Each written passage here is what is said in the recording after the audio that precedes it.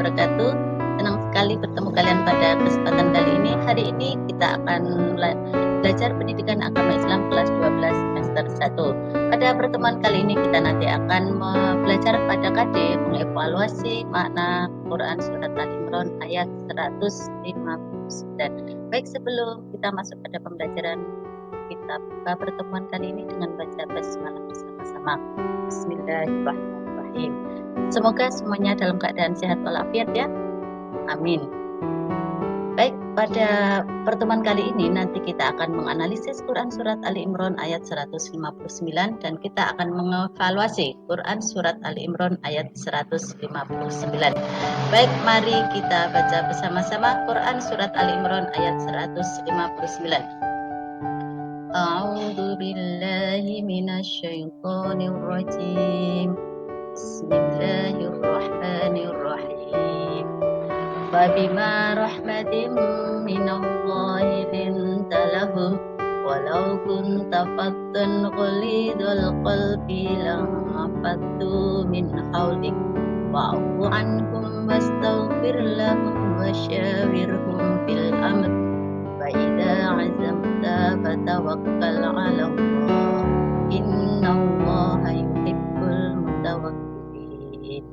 Ayat dan tajwidnya materi ini sudah kita pelajari pada pertemuan sebelumnya ya, yang mana dalam ayat Quran Surat Al-Imran ayat 159 ini ada poin-poin yang terpenting. Yang pertama, kita harus memiliki sikap lemah lembut ketika bermusyawarah. Kita tidak boleh bersikap keras. Walidul qalbi, berhati fadhan tu kasar, walidul qalbi, hatinya keras. Langfadhu min holik, tentu orang itu nanti akan menjauh dari sisimu. Kita wa'fuanhum, kita diperintahkan untuk memiliki sikap pemaaf, wastaghfir lahum, dan sikap suka memintakan ampun, wasyawirhum, dan senantiasa bermusyawarah dalam segala hal. Fa idza 'azabta, dan apabila kamu telah bertekad bulat, fatawakkal 'ala Allah, hendaklah kamu bertawakal kepada Allah. Innallaha yuhibbul mutawakkilin, sesungguhnya Allah itu menyukai orang-orang yang bertawakal. Adapun asbabun nuzul Quran Surat Al-Imran 159 ini berkaitan dengan setelah selesainya perang Badar, yang mana Rasulullah berdiskusi, bermusyawarah dengan Abu Bakar dan Umar menyelesaikan apa yang harus dilakukan terhadap tawanan perang. Abu Bakar karena yang terkenal dengan sifat lemah lembutnya mengusulkan agar tawanan perang itu dikembalikan kepada keluarganya dan keluarganya membayar tebusan. Berbeda dengan Umar bin Khattab, karena Umar bin Khattab memang memiliki perangai yang sangat keras, kuat kalau punya pendapat, yang mana Umar bin Khattab berpendapat bahwa sebaiknya tawanan perang itu dibunuh dan yang membunuh adalah keluarganya. Dalam hal ini Rasulullah tidak bisa memutuskan, mengalami kesulitan, kemudian turun ayat 159 ini, yang mana dalam ayat ini lebih mendukung pada pendapat Abu Bakar. Dikutip dari Quran Terjemah terbitan Depak halaman 72. Adapun tafsir Quran Surat Ali Imran ayat 159 dikatakan bahwa setelah selesai perang Uhud, kalian tahu sejarahnya bagaimana perang Uhud? Setelah terjadi di mana pada waktu perang Uhud umat Islam mengalami kekalahan disebabkan karena para sahabat yang berperang itu tidak mengindahkan hal-hal yang diperintahkan oleh Rasulullah. Tapi apa yang terjadi? Rasulullah tidak marah, tetap bersikap lembut kepada para pelanggar perang tersebut.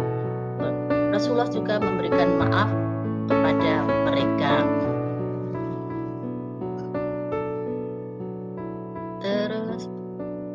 Dan beliau juga memintakan maaf terhadap dan memintakan maaf dan memohon ampun kepada Allah terhadap kesalahan-kesalahan mereka. Dalam Quran Surat Al-Imran ini surah atau yang diartikan musyawarah itu terdapat berasal dari kata syawaro terdiri dari sin, wawu, dan ro yang memiliki makna mengundang sesuatu dan menampakkan sesuatu, dan juga bermakna mengambil sesuatu sesuatu. Lafaz ini juga sering dimaknakan segala sesuatu yang dapat diambil atau dikeluarkan dari orang lain, termasuk pendapat, dan pemikirannya.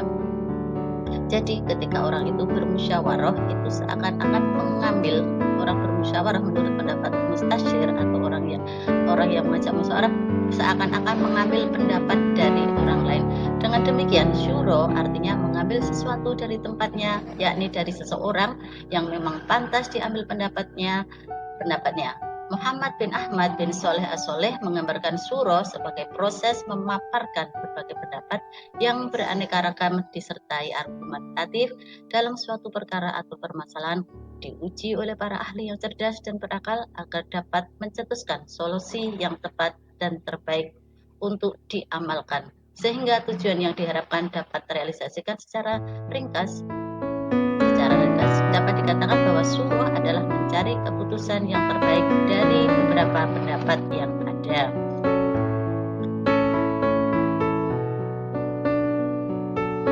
Pengertian demokrasi tentu kalian lebih paham dari Bu Wahyu ya kalau kaitannya dengan demokrasi. Demokrasi berasal dari dua kata, yaitu demos dan kratos, yang berarti kekuasaan. Secara istilah, demokrasi itu dapat ditinjau dari dua segi mana. Yang pertama, demokrasi dipahami sebagai suatu konsep yang berkembang dalam kehidupan politik pemerintah yang di dalamnya terdapat penolakan terhadap adanya kekuasaan yang terkonsentrasi pada satu orang dan menghendaki peletakan kekuasaan di tangan orang banyak atau rakyat, baik secara langsung maupun dalam perwakilan. Kedua, demokrasi dimaknai sebagai suatu konsep yang menghargai hak-hak dan kemampuan individu dalam kehidupan bermasyarakat.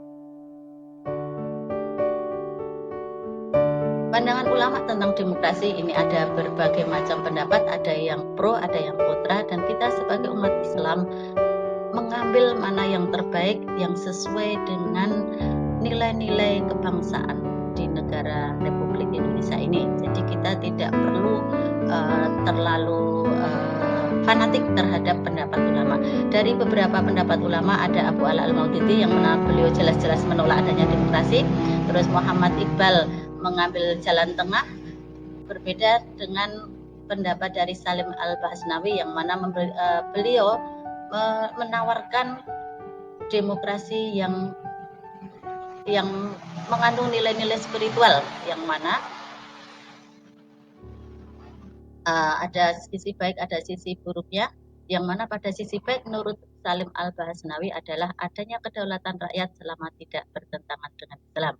Adapun sisi tidak baiknya adalah penggunaan hak legislatif secara bebas bisa mengarah pada sikap menghalalkan yang haram. Beliau menawarkan Islamisasi demokrasi yang pertama menetapkan tanggung jawab individu di hadapan Allah. Artinya bahwa semua orang itu bertanggung jawab apa yang dilakukan itu terhadap Allah. Wakil rakyat harus berakhlak Islam dan dalam musyawarah dan tugas-tugasnya. Berakhlak Islam dalam bermusyawarah sebagaimana yang terdapat dalam Quran surat Ali Imran tadi, yang ketika bermusyawarah menerapkan nilai-nilai Islam yang terdapat dalam Quran surat Ali Imran ayat 159.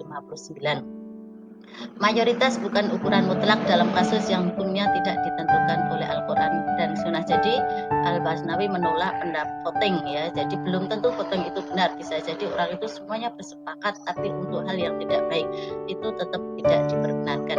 Komitmen terhadap Islam terkait dengan persyaratan sahabat, sehingga hanya yang bermoral dan yang duduk di parlemen lah. Ini kalau di Indonesia tidak bisa diterapkan karena di negara Indonesia memiliki berbagai macam agama, jadi tidak bisa menjadi syarat seorang menjadi pemimpin harus anggota DPR, pemimpin semuanya harus yang Muslim, tidak bisa karena kita adalah negara Pancasila.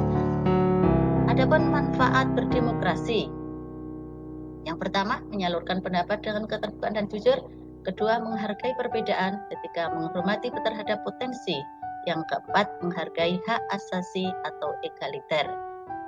Prinsip demokrasi yang pertama melandasi musyawarah dengan hati yang bersih dan husnudzon kepada orang lain, menjauhkan sikap keras, berkata kasar dan menyakiti orang lain, berlapang dada ketika saran dan pendapatnya tidak disetujui oleh quorum. Dan ini memang berat, karena bisa jadi terkadang orang itu ketika menyampaikan pendapat merasa dia orang yang paling punya power, pendapatnya tidak didengarkan, bisa jadi bisa walk out atau malah mengajak. Banyak contoh ya, ketika orang bermusyawarah tapi akhirnya malah berantem. Ini banyak dicontohkan oleh anggota DPR kita ya.